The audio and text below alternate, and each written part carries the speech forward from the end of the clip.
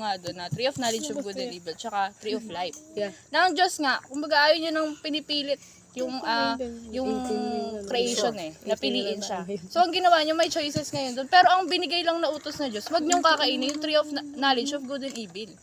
Kumbaga may subliminal message doon yung Diyos na sige kainin niyo para magkaroon ng interaction yung humanity at saka yung creator.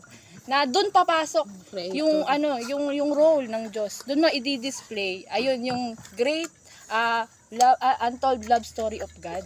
Na ganun kasi yung Diyos 'di ba? Director yung Diyos na akala ni Satanas na na-deceive niya itong humanity na hindi niya alam, siya yung na-deceive ng Diyos. Kasi nga ang Diyos kumbaga mastermind yan sa lahat ng nangyayari. Kasi nga ang Diyos sovereign yan, 'di ba? Sakop niya yung lahat. Pwede niya namang gawin na sige, kainin ni Eva at Adan yung tree of life. Pero ayaw nga yun